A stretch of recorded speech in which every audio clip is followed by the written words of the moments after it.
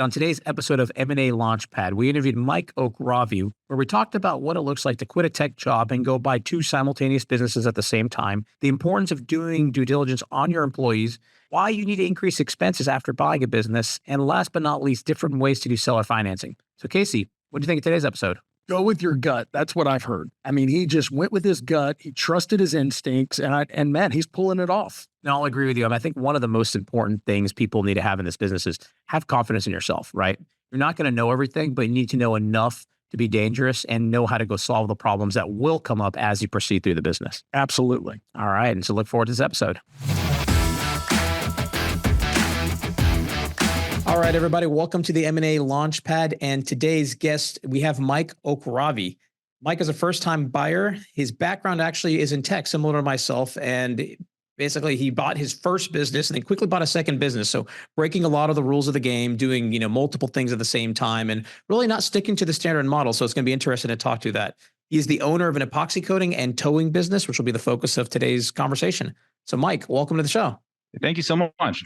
All right. Well, thanks for coming on. It's exciting to hear a little bit. I always enjoy talking about tech guys and just really talking about what they did in tech and really what led to them to kind of start to make that path to the M&A side of things. And so really for today, I think, for our listeners, can you give a quick, just 30-second overview about what you were doing in tech? And then from that, really, let's start talking about how you transitioned into M&A, what gave you the exposure and how you started to learn about kind of that whole ecosystem. Yeah. So I've been in tech for probably, 6 or 7 years. And I got into tech because, there was some point in my life where my father owned businesses. He was a doctor. He opened up, but he left, the hospitals he was working at, opened up his own practices, actually like string of urgent care clinics. And I was always very impressed by that. And at some point he died, unfortunately. That was like the worst moment of my life. And I had to take over his businesses. But I didn't do very well because not only was I literally like the day after he died, I had to take on that burden to try to like figure out how are we going to wind this down? How are we going to sell this? What are we going to do with this?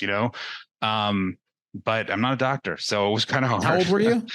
I was 28 and I'm 35. I was 35 now. So, eventually I was able to wind that down and kind of just whatever, liquidate what we could and get as much from it as we could. But then I was like, all right, what am I going to do?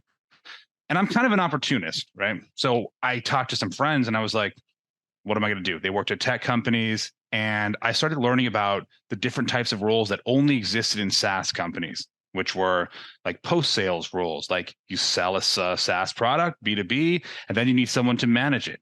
And that's how I got into account management and customer success. How I got my first role was, I don't even know how. But once you get in, that door opens, everything changes, right? So I kind of rode this wave for a while of like the tech boom, which was really like started at the time that I was looking. And so I've been in customer success roles. I worked for two public companies. One of them is called WalkMe, and then one of them is called Asana. I've worked for smaller companies, Series A and a Series C company too. And then I got laid off. Let me interrupt you there. So not the traditional even tech journey, right? A lot of people think tech means you have to be a developer, you have to have a computer science degree. Really, you were on, what people forget is that's just such a small piece of tech, right? 80% of tech companies is really the servicing, the maintenance, the support, and all of that. And so how you stumbled in, you got into that. You were a CSM, is that right? Customer success manager? I started as an account manager, but it was like, there's some companies have kind of like blended gray areas between account managers and CSM. So I would say CSM is fair to say, but officially I was an account manager. So Mike, you're more on the sales. I mean, you're a sales guy. I've done sales. Yeah. Let's put it this way. I've always had a variable quota to hit, which is common for CSMs and account managers. So yeah. And hey, I mean, if you like, I was going to say something about if you see my wife, she's like a million times more beautiful than me. So like, that's how you know I'm a good salesperson. Yeah. But also like, just look, the way I got in, I mean, I don't know. A lot of people listen to me and their first impression of me is like, oh, you're like a fast talking New Yorker. Like you could probably talk your way into anything. And I don't think of myself that way, but that must have been what happened because I don't know why else they gave me a chance. I basically just was like, all right, here's my transferable skills. And those were back in the days when like interviews were all like in person and stuff. I don't know, but I just know that if once the door opens, then everything changes, because then you're like a tech guy. And so the next tech company is going to be like, cool, we want to hire that exact archetype of what the role we're looking for. And then it's just, it's almost sad where if you have one tech company on your resume, you're infinitely easier to get interviews with all the other companies. I mean, even to 100%. This date, I still get hit up from all of the previous large FANG companies that I've interviewed with asking if I want to go work there. And, but okay, continue on. Well, yeah. So that eventually what happened was I was at Asana last year.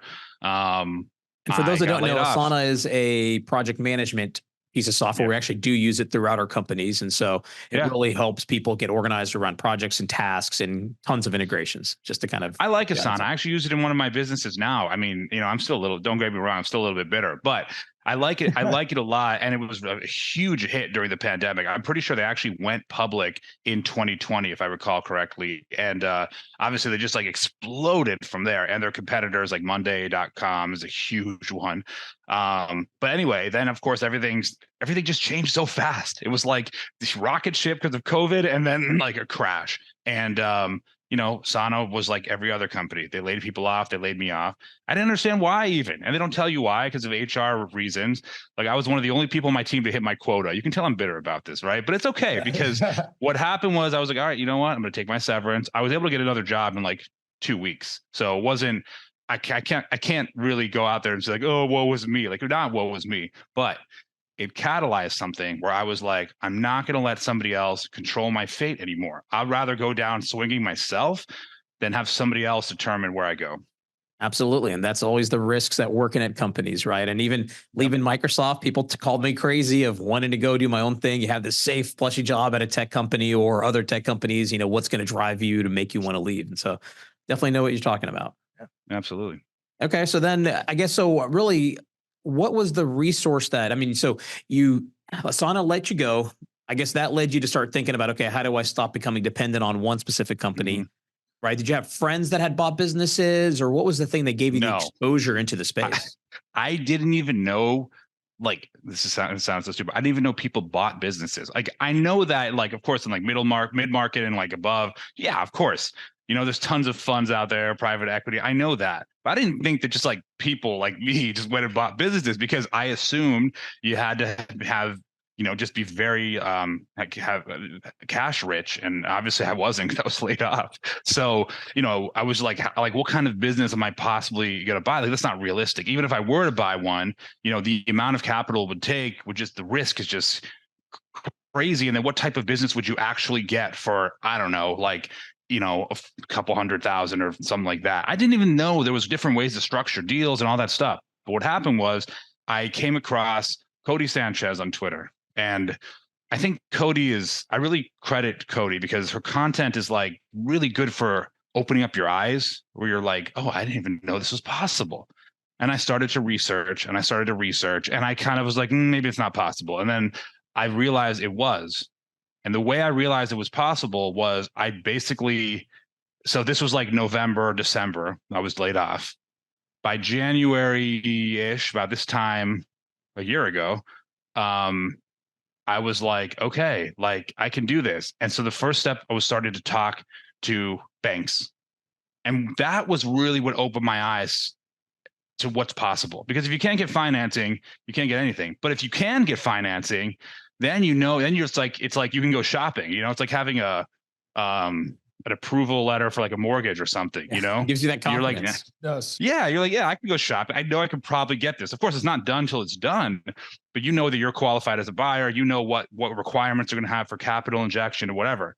So the first bank I spoke to really was disheartened. Like, it was a disheartening experience, because they were like, well, we want you to have industry experience and whatever you're doing. And if you don't, you probably want to bring on a partner, but then they're going to have to be on a person PG it and blah, blah, blah. And I was like, that doesn't even make sense. Like, I don't even know what business I'm looking to buy. Obviously, I just care about cash flow, which is something that Cody Sanchez talked about. She was like, I don't care what it is, as long as it makes money. And in my head, I was like, yeah, exactly. Right. We don't care what it is. And if you talk to most. Yeah. The banks they want to know that you have some experience in what you're doing. Right. And there you go. And, but that's the thing. So the first bank made me feel like, nah, I don't know if this is going to work, because just practically speaking, how was I supposed to look for a company, which, you know, those deals may not even pan out, right? And then if it doesn't pan out, I'm not going to stick to the same industry. That's way too narrow.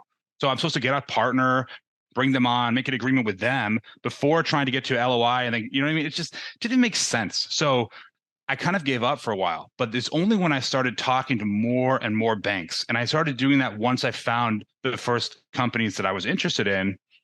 And those are actually the companies that I ended up buying.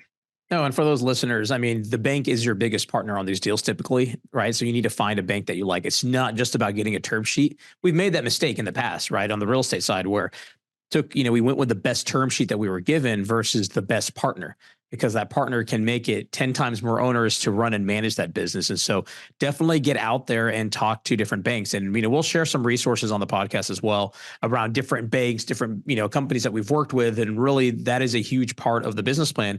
Plus it gives you the confidence boost and helps you define, if you don't have a clear box, it helps you get a clearer box based on what the bank is willing to do. Right. Exactly. Yeah. So, it's like it's like one of, and I don't want to get ahead of myself, but just like one of the deals that I was looking at, they had been SBA pre-qualified. You'll come across a lot of businesses like that, which basically just means like they've reviewed the financials and they say that it cash flows. And if you have a certain amount of money and you're a qualified buyer, the bank will fund the deal. And so because of that led me to another bank, and they were like, no, we don't care about your resume. They literally said, we don't need your resume. If you want to send it, you can. So immediately that took a whole big roadblock out of the way for me. And I don't know if you guys want to hear about how I did my search, like my process. No, absolutely. But what did the bank, so you mentioned that the bank let you get out of obviously needing a pre-existing experience there, right? What did the bank ultimately, what was the box they defined for you, right? What dollar amounts, how big of a loan, how much down payment were they going to require? And was it specific industries or they just leave it industry agnostic? So this was like, I found a company on Biz Buy Sell that was listed there. And by the way, if you go on Biz Buy Sell, there's a way you have to do it, but I can get into that later if you want. But so I found a company on there and they had been SBA pre-qualified by a certain bank. So I liked the deal. So that's the bank I went to. And the numbers were, the listing price for that business, this is on small side, was $495,000. Okay. And it was doing like 411K in EBITDA. And I'm not even kidding. That was 1x multiple. I'll buy that all day. It's a crazy multiple. And most people would run away from that. That's the thing. Like I know most searchers are like way too paranoid for that. And I understand. I'm not saying you should or shouldn't be, but I was like, I looked for certain proxies to make me feel better about it. But anyway, going back to the bank, they wanted like, and I know now I could have done a better deal with a different bank, but they wanted like an 11 or 12% capital equity injection. And I had that money. Okay. And I was like, cool, like, okay, let's do it. And I was, I had a good credit and everything. And I was like, all right. So I knew that was probably going to work out. So your box was roughly, you put in 50K, you can buy 500K business, right? Keep it simple. Exactly. That's the mindset you had. And now I know I could do it way differently. I could buy a bigger business for that. There's all different ways to structure the deals I just wasn't aware of at the time. Stellar carries will allow you to get a lot of extra leverage with the SBA. No, and we bought a business where we have 6 different pieces in the capital stack to make the deal work. And so everybody walks home happy in that case. So I tell people you can buy any business out there for almost any price if I can get the right capital stack. But Mike, I mean, I've got 20 years in the finance side. That's what got me into acquisitions. It's putting deals together for clients that were like, I'm like, I can't believe I found the money. And, and then I was like, well, I need to do this for myself. And that's the natural progression. Now that I know, it's going to inform business number 3, which I am working on. But yeah, like you only know what you know at the time. And I was like, all right, I guess this is what it is, And if that's the other thing, it's really hard to find good information on, searchers and ETA, like, because those terms, I didn't even know what those terms were. When I came across Cody Sanchez, if you don't have the terminology, how are you supposed to find information? I promise you, like, forget that you know the term ETA or searcher or whatever, and try to find anything. You'll come across like SBA 7A loan. And an SBA 7A loan, the information that's publicly available will tell you to structure the deal exactly how I did. It doesn't tell you that there's other ways to do it because that's not the standard way, so you have to really talk to advisors and banks and like different people. And that was like a big part of it, was like just learning what these things were even called. That's why we do this podcast. I think I learned just as much from the audience as they learn from the people we're interviewing as they learn from us. So you learn something, a different nugget from everybody. And I'll add for the listeners too, is, that's why, especially with the SBA, working with a finance broker is very helpful, because the only way they can get paid is by the bank, right? So you're not going to pay a lot of fees to work with a broker, but they're supposed to be your, they're really your Sherpa, right? They're walking you through the loan process. So finding a good loan broker, somebody that understands the finance process, it's how I made a living for a very long time, can really help you get through that process. Yeah, absolutely. So, okay. So you kind of had your buy box. So ultimately, where'd you land and how'd you find them? Okay. Yeah. So I'll quickly go into the process of how I did my search, because a lot of people ask me that.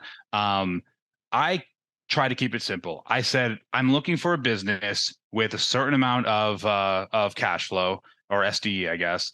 And, these industries. So I had like a list of 8 to 10 industries that I would consider, and I knew which ones I wouldn't consider. It was still a broad search, but what happened was I basically just went to Biz Buy Sell and started documenting across those industries. And Biz Buy Sell has actually a pretty good search function if you don't use just their standard drop down boxes. So I was able to find a lot of businesses. And what I was looking for was two things. One, did it meet the basic criteria of SDE or whatever? And secondly, was the seller motivated? And the way I was able to determine that was, if they're offering seller financing, they're probably motivated. If they're retiring, they're probably motivated. Because I knew I would probably be able to get the better terms that way. What happens in practice when you do that? So I had this big spreadsheet of all these different companies. When you actually start to reach out to them, you see that most of those listings are actually outdated.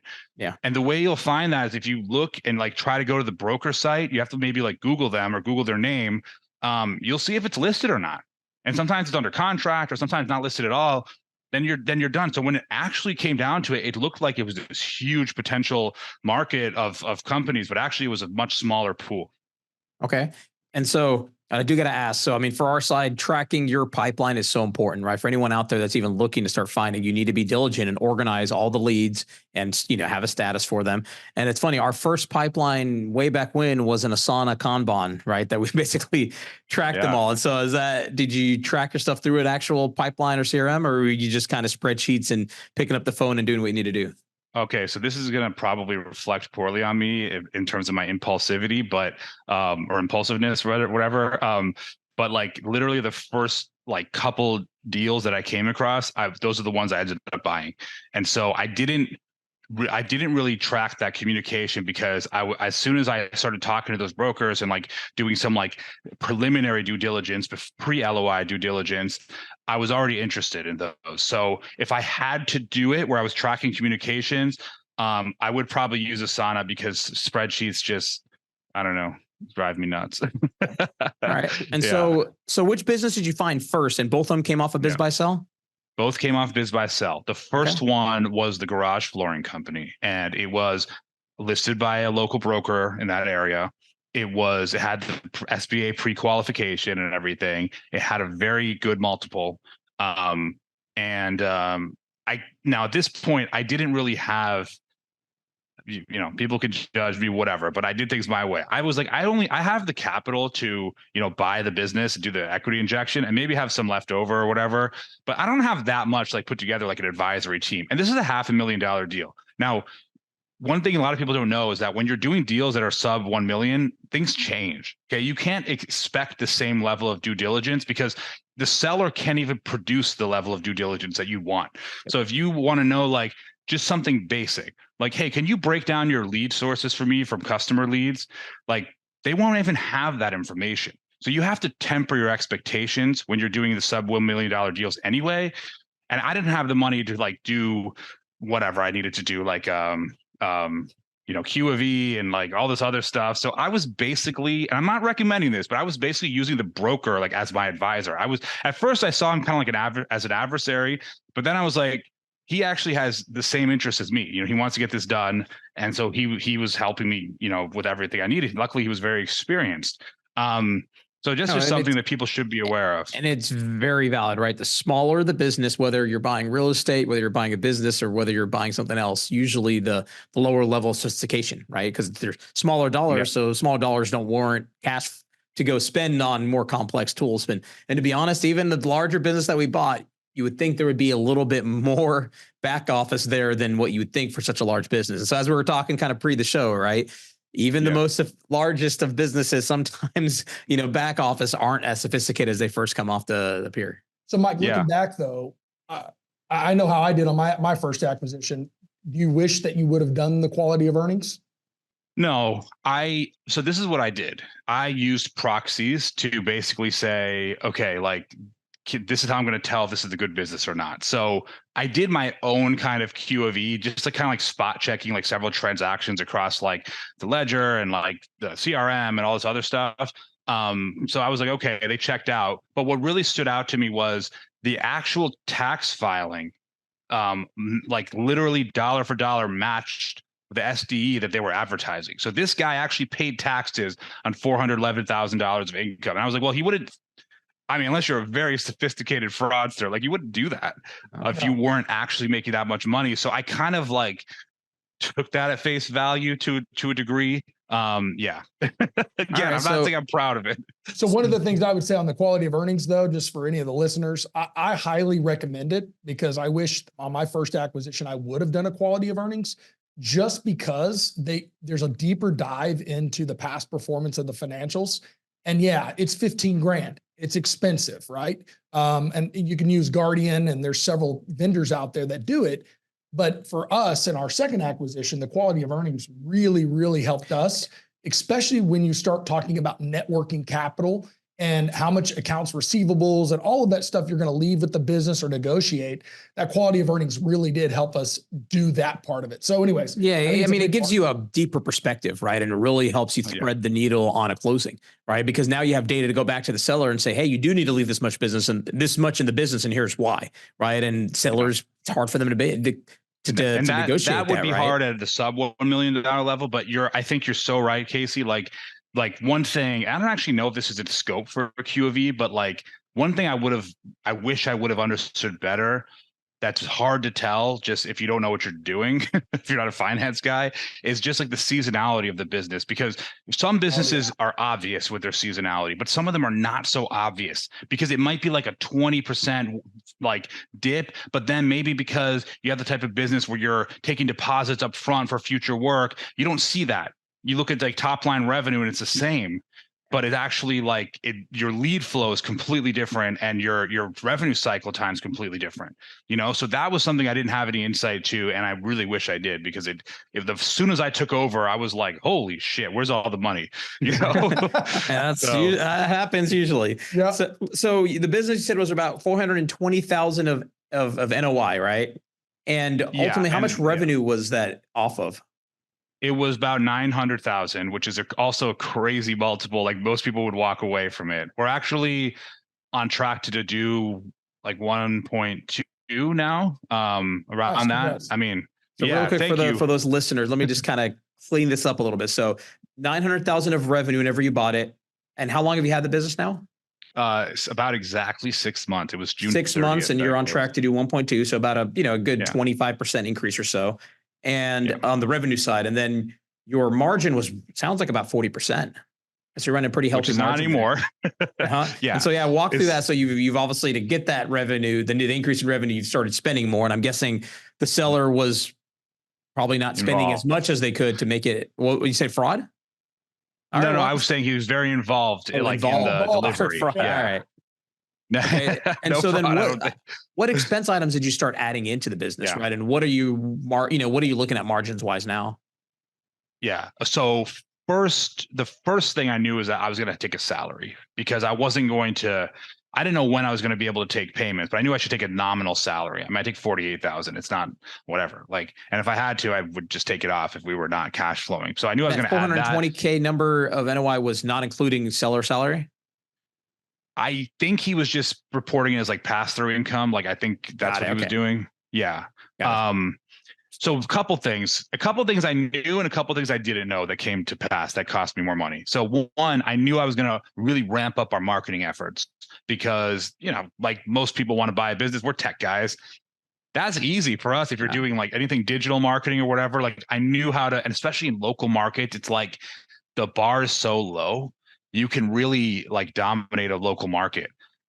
Going back to, and this just really quickly, one aside, going back to like some of the proxies I used to kind of determine if the business was good or not, they had, and they still have, like 200 5-star Google reviews with nothing under 5 stars. And I was like, that's really hard to fake. Like people putting up pictures of their garage floors and stuff. Like there's a business here. Like there's no doubt it has to be. But anyway, so I knew I was going to ramp up our marketing efforts. So the first thing I did was I changed our domain name and I got a new website, stuff that people don't like to do. Or a lot of people were like, no, don't change anything for like 6 months. And in my head, I'm like, why though? I know this needs to be changed. So I'm going to change it.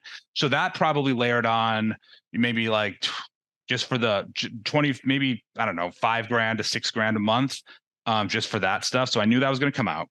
I also knew that I was going to have to hire someone to replace the work that the owner had been doing. So I knew I was going to bring on, I actually hired someone before closing. And, basically I wanted to have someone there that I knew wouldn't leave because like I didn't really get to due diligence the employees. And people, how many employees were there? Find that there were, I think there were like 4 at the time, including the owner. So I don't know if this is just small deals, but most sellers are very paranoid about having you do due diligence on the employees. They're like, don't talk to my employees. And I'm like, yeah, but that's a huge risk. In hindsight, the main guy who was doing all the installations, like first of all, he was paid very, very, very well, but he had actually started his own company, like doing this on the side on the weekends. And I was like, in the same business, same industry. Yeah. And I was like, and he wasn't even there oh my God, it's crazy. He wasn't even there. He was on vacation the first week I took over. So I couldn't even talk to him. So I found this out from like the other installer that he works with. And I was like, holy shit. Like this is they don't think it's a big deal. To me, it's like the cardinal sin of like being an employee, but to them, they're like, yeah, it's fine. I do it on the side. You make money. I make money. It's all good. And I'm like, no, like, and I came to find out that he was actually like promoting himself to our customers, giving his own business cards out and stuff. So huge risks there that definitely you have to insist on a key employee due diligence. It's just not non-negotiable. There's too much risk. Because if he would have said, you know what, I've been starting my own thing for a while now, and now that you're here, I feel like it's a good time for me to just walk out, that would have sunken us. Like that could have happened in another universe. I'm sorry, I know I got off track. You want me to go back into the expenses I was layering on? Well, no, now I have a question about the employee. Yeah, go ahead. Go ahead. No, so did you fire him? He left on his own. I couldn't fire him for a while because I couldn't find a suitable replacement, which is crazy, and some people would say, well, why didn't you just get your hands dirty and go in there and do it? Because it takes a long time and that's not where my time's best spent, especially when I have 2 businesses. So, that was really tough. And we'll move to the second business here in a second, but where's your time spent right now on that first business? Is it purely on the digital marketing side and kind of the delivery side is pretty much doing its thing and you're just really out there kind of sourcing on the lead side? Back to your roots in the sauna. A lot of it goes to lead sourcing. I'm so sorry if you hear my child in the background. By the way, I had a baby in December. So on top of everything else, wow. Everything's hit you at one time, man. I know. But it's like, I feel like you're like this, Casey, like, from what you told me before we started recording, like, I feel like you just have to trust that you're going to figure it out. Like that's what it all comes down to. Like I can't know everything that's going to happen. I don't have a crystal ball, but I know myself well enough to know that like I'm going to figure out a solution, whatever it is. Even if that means pivoting, even if that means selling the business to an employee and having them seller financing it to them or whatever, or starting a new line of business or getting a job if I had to. Right? What's the point of all those years I have in tech if I can't go get a job? And so adding a baby to that, I just like. Would I recommend it? I don't know, probably not, but I know I'm going to figure it out. You know what I mean? That's what it takes. It's that entrepreneur, man. That's fantastic. So before we move on to second business, last question. Have you been happy with that acquisition? I am happy with it. It does cash flow well. You asked me about current margins. Current margins are probably now more like probably more like 25%, I would say. Okay. And some of the other costs that ended up happening is that we have a sales guy. I have him do all the sales now, whereas the owner before was like taking some of them himself. I don't want to do them. Like I don't want to go on, like I want him to handle everything. So that's another probably like 50 or 60 grand. Um, and hiring someone else, that's been it. And then also I think the other thing is like if you're going to get into a business that does any kind of specialized work, you really, really need to make sure there's people there that can train the next person and bring someone on, because I lost so much money. Like that's why I'm not impressed with my revenue numbers, because yeah, revenue's growing because I'm a good marketer, I guess. But like I lost so much money from poor quality of work or having to go back and fix things and extra materials and stuff. And like, it just that just sinks you. Like money's like oxygen to your business, especially when you buy it. So stumble forward, and the school of hard knocks is the best school of all. So it's definitely the name of the game. And when you're doing consumer based work, it's like they have all the power. So keep that in mind. This is audience. So for those listening, here's my question. So the Google reviews, are they staying strong? Oh yeah. Yeah. But they are staying strong, but it just takes one. And then you start to erode brand equity value, Absolutely. But I mean, hey, you're doing all the things people tell you not to do, right? Don't go for a business that does basically non-recurring revenue, right? Yours is just fixed project-based business, right? Smaller business. So you have very few employees and very few tribal knowledge, right? So one person leaves, you have a big gap. And ultimately, you step in, right? You kind of have confidence yourself and you just roll forward, right? And again, that's what I tell people. There's not a right and wrong way to do things, right? It's about doing it your way and then ultimately figuring out how do you move forward and continue to build kind of that vision and just having the confidence of that you either know how to figure it out or someone that knows how to figure it out. And so, what I like, Mike, is your vision on, having more than one company, right? That was your mindset going into this. I'm not just buying one company. I'm going to buy multiple companies. And so that allows you to go, hey, I learned from number one, and now I'm going to go to number two. Now, yours is different, though. You didn't really have a lot of time to learn from number one because you jumped into right behind that with number two. So talk to us about that move. Crazy. Like think about it from like a logistical standpoint. If you're doing two acquisitions, you have to time them so that there's no overlap between the transition periods, right? Like I can't have one transition period start while the other one's still going, because that transition period is like gold. You'll never get it back. Seller's gone. Yeah. You know what I mean? And they weren't very long transition period. It was 3 weeks for the garage flooring company. One of those weeks was taken up by the fact that the key guy was on vacation. So the seller was like taking his role for a week. So a whole week was gone. And so that part's like crazy, like trying to manage that. And then you're worried if one guy finds out about the other company or one bank finds out about the other company, are they still going to want to go through with it? It's like, there's a lot of stuff there to manage. But basically the other company I had come across during my search was a towing company. And this towing company was very interesting. It was only about like 700,000 in revenue, or that's what they said. They don't even know. Okay. Like that, it was like that, and maybe 300K in SDE. And I was like, okay. Talk to the broker, and the broker's like, look, be honest with you. On paper, it doesn't look like this company makes a lot of money, but in reality, it does. It's just that it may not all be, I don't know, maybe it's not all reported, or maybe the guy's doing creative counting, who knows, but something that would make it impossible for you to go to the bank and get like an SBA loan. Mm-hmm. Nonetheless, I tried to do that, and that took 3.5 months. So around the same time, around April, I was started the process, and I went into LOI and for the towing business. And then by mid-July, at that point, the deal should have been closed by a bank. They were like, oh, we got a new head of underwriting and he doesn't want to touch this deal. Sorry. So the deal was 700K revenue, about 300K SDE. I was buying it for 550, and the seller was going to finance think 150K of it was 150K he was going to finance. And with their assets, like I would tell you with the towing company, you had trucks. Yeah, exactly. There were. And that's one of the things that I basically looked at this and like, listen, most searchers and banks would run. They'd be like, whoa, not clean books. Like, I don't want to touch that. What else are they hiding? But like, I looked a little bit deeper and I said, okay, here's a seller who was a little bit paranoid, a little bit like off the grid kind of guy, you know, like, like never made his company to be sellable, you know, just wanted to whatever, run it or whatever until he didn't want to run it anymore. And if I just buy this and clean it up, the multiples on towing companies are very high, usually like 5x. If I just buy it and clean it up and do nothing else, I'm unlocking a lot of value there.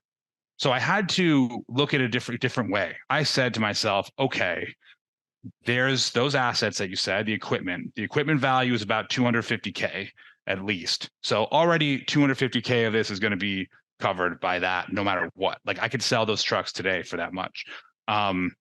And you know, like I knew that he had contracts that were, you couldn't really fake contracts with roadside assistance companies like Geico, Allstate, big insurance companies like that. And also the police, local police departments. So, you know, the police departments say, hey, there's an accident, come and pick up this car or something, you know, I knew he had those. So I was like, as long as those contracts stay in place and they're transferable, like we have something here. I don't know. I kind of, again, took a bit of a dive. Yeah. Went with your gut. Yep. Yeah. So what happened was basically after the bank said no, I was like, shit, I don't know what to do. I said, listen, Mr. Seller, I can go back to like another bank or something, but it's going to take another 3 months or so. Like, what do you want to do? And he just wanted out. I don't know why, but some life reason, he just wanted out. And so I was like, I told the broker, I said, look, I'm going to put together the best offer I can without using a bank. And it ended up being like, I put 100,000 down. The rest is financed to me. Which from the seller. Again, the seller finance made me feel really good about it because I'm like, he wouldn't do that otherwise. Like, why would he do that? You know, so some people do maybe, but I was like, there's no way. So he's going to finance 83% of the company to me. There's no way that it's fraudulent or something. It would just make no sense for him, you know? And worst case, I'm out $100,000, which is a lot, but it's not like I'm not going to go into bankruptcy over that. No. So I was kind of reasoned that way to just assess the risk. And like you said, Casey, it was a hedge against the risk of just having one company. It was 2 bites of the apple. So I really wanted it. And especially if you had the $250,000 of hard assets, right? I mean, the numbers start to make sense from your side of everything. And so what did he finance it at? What rate? Okay, so this is where I really screwed up because I had all the leverage and I don't know what it was, but I'm so ashamed to say this, but I'm going to say it. I must have felt like, man, I'm getting such a good deal here that this guy has to finance this to me that I'm going to try to make him feel a little bit better about it. So I did very aggressive repayment terms at 4 years at 8%. Okay. Which has really, really narrowed our cash flow. Okay. Because I'm basically repaying like, you know, 11 grand a month. So that's a lot, you know what I mean? And we're doing it, but damn. But it's a great company. If I had to do it again, renegotiate. Always know you can go back and renegotiate. Pay them a year. Maybe I will. And then go back and tell them, hey man, economy, blah, blah, blah, renegotiate. I think I have to because it's not that the business is able to support it, but it's just like, it's like, I don't know. It just doesn't give you the cushion. So here's another thing Cash is king. I want people to know about buying a business without a bank. It doesn't matter that business. So, okay, the towing company did a stock sale, not an asset sale, because all the contracts and stuff, I didn't want to have to go to the police department and say, hey, look, I'm the same company, but really it's a different company. Mm-hmm. You know, if they said, no, sorry, you're not the same company, like your LLC is a different company, then what? Then all the values eroded. So we did a stock sale. And the reason why that's important is because even if you do a stock sale, you don't get the benefit from any banks. So you want to go get a line of credit or something, you don't have it. You can't get it. You need at least 3 or 4 months of banking statements and stuff like that just to get a line of credit from like one of those like tech companies like on deck or something like that. So that's really and 3 hard. 4 months is conservative. Usually it's like a year. So yeah. So that's like think about it. I put all my money into just making the deal work. I had very little left just for like, operations and stuff and working capital.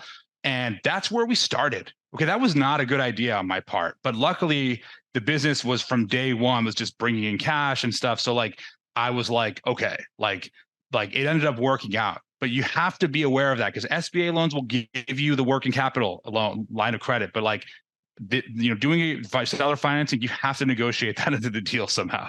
Oh, and that's where, structuring those is always so critical. Even having like NOI triggers where if the company's making this much, then I'll pay you more. But if it's making less positive cash flow, then I'll pay you less. And there's a lot of ways to do that. We could do a whole podcast on that.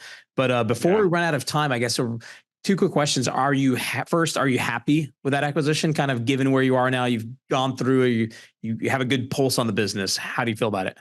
I love towing. Honestly, it's the greatest thing. If you could find a towing company where the deal pencils and the math works, you're going to just love it because you just get demand all the time. Like I don't have to go generate demand. I just have to manage it. That's it. Right. Every day we get tons of calls from Geico and Allstate and all those other places, even like cash calls, which would be like you calling for a tow, and then plus the police calls. And it is fantastic. It's also not a super specialized skill to tow. Like, yeah, it is. Like you have to learn, but it's not like I couldn't bring someone in who's reasonably physically fit and teach them how to tow cars. Of course you could. That's completely different from garage flooring. So I would say towing, love it. Garage flooring, I'm happy that I have it because I'm learning, but what it really helped me learn was what not to buy in the future. Inbound versus outbound leads, right? It is very different worlds between those two. So, and that process that you're going through is all about that learning curve, right? And so there's not a school for this. Many of us didn't have, all of the skill sets and and all the things you need to be this considered super successful acquisition entrepreneur. But you got to go through the motion. And for those that are listening that haven't gone off the couch, they haven't closed the deal, Mike's a perfect example of somebody that just went out and did it and is learning while he goes. And I'm telling you, it may not be your first business. It may not be your second business, but I am sure that we will touch base in the next time and you're going to say, hey, I've got my third business. I know that's the question before we wrap up. I mean, what's next for you? Are you just going to kind of hunker down where you are and just get these things a little bit more cash flowing, or are you already out there hunting for the third? I am definitely working on getting them more cash flowing. Like I'm already about to open up another yard for the towing company. I even launched a new brand for it that's separate. That's just like supposed to have like 5-star Google reviews, none of like the impound stuff where people leave you 1-star reviews all the time. And with the garage flooring, I'm expanding into the Tampa area. And I've actually changed the model to be pretty much all subcontractors. So we're just like a sales and marketing company, which is good because I know how to do that. But the other stuff, a lot of the roofing businesses are that exact model. Man. It totally changed. And you know what? I just want to say this because I think a lot of people look at roofing and stuff. It totally changes the dynamic when you become the customer. So you become the subcontractor's customer, and now you don't pay them until they've done it the right way. Whereas if you're doing the delivery, the customer doesn't pay you until you've done it the right way. And you know what I mean? So I love the dynamic anyway. But the next one, I know that it's going to be something not super consumer facing where someone's going to be like, oh my God, there's like a little like divot here. Like, what is that? And I'm like, yeah, it's your concrete floor. It's what it looked like before we coated it, like that kind of stuff where you can't make them happy, but at the same time, you can't win by not making them happy. So those things would be like, and I'm just speaking out loud, I haven't found anything yet like this, but like septic tank cleaning, stuff like that. No one's going to be like, oh my God, you cleaned my septic tank poorly. They're only going to care about if you showed up on time. I'm looking at these like dirty jobs. Yeah, there you go. Land clearing, demolition, even things that are like super niche, like fuel hauling really interests me. That kind of stuff. Like I want something where it's like where the equipment cost is so high that by itself is like a barrier to entry. Barriers to entry are awesome. And that was really one of the things that was the most attractive about the chrome plating business we bought. I mean, there's a lot of machinery there and there's very few guys that are going to go in that space. And I was going to say, one last thing before we wrap, right? Houston is the mecca of towing companies. And so you should definitely come check us out here and go find one here. You can come hang out with us. I like that. Yeah, that makes sense. Well, I love it. So that said, let's move on to our rocket round. So, for those listeners, right, we do 3 questions to every guest, the same 3 questions. So first question, what do you like to do in your free time? So I have a baby, which you might hear. I don't know. I hear it. I honestly, it's crazy because I didn't even want, this is going to sound messed up. I didn't really want to be a dad. I was like, I'm not ready. I'm buying these businesses. But now that it happened, I just want to be with them all the time. I love hanging out with them. So I know it makes you a little bit boring, but if my baby wasn't here, I would definitely be like at Top Golf or anywhere where I can drink and play at the same time. All right. So that's my thing. You're going to be that dad that tosses the kid in the towing truck next to him and teaches him how to go get the job done. Yeah. Oh, hell yeah. Yeah, absolutely. So, what's your most memorable moment in your business? I think the most memorable moment was when I was able to actually take out money from the business, like aside from my salary. And I was like, wow, we have like a surplus of cash here. Like exciting. And I was like, okay, like here's 20 grand until it happens, like, right? It's working. Yeah. Like, look, the businesses are never going to cash flow how you think they're going to cash flow when you buy them. Like, I don't know. I don't see how there's just so many things you don't know about until you get there. But like, that was a huge thing where I was like, yes, like something above and beyond, is working here. And last but not least, favorite podcast or resource to kind of help you in the journey? So I do like podcasts like this. There's another one that I listened to called Acquiring Minds, which is cool. I was on there. I really like the Prof G podcast with Scott Galloway. I feel like Scott Galloway just really talks to like tech guys. Like he really resonates with like the younger kind of tech guys, but he's very smart. He always gets you thinking, and he has so much great commentary on like not just business stuff, but also like just kind of like social and world commentary too. So I really like Scott Galloway. Awesome. Thank you very much. So I guess that said, last question before we wrap up, how can people get a hold of you? So I'm on Twitter. It's Mike the Lummox. It looks like an anonymous account, but it's actually me. You can also email me at mikeokhravi@gmail.com. You can find me on LinkedIn. So reach out to me. What's the Lummox mean? Honestly, I swear to God, it was like, I don't know what I was doing, but it was like an online persona I was going to make to like do podcasts, but like be able to like speak freely without being worried about like my tech companies, like, I don't know, like firing me for saying something like politically incorrect or something. I don't even know. And I just stuck with it. I'm like, maybe I am a Lubbock sometimes. So anyway. So Mike, I'm super impressed, man, with your story, what you were able to pull off and what you're continuing to do. It sounds like, man, you're going to be one of those guys that'll figure out whatever it takes to get to make the company profitable, make it work, and get to your third company. Thank you so much. I'm trying, man. But you know what? Like, I will also resign myself that whatever happens, happens. Like, I'm going to do my best, but that's all I can do. And that attitude is what makes it great.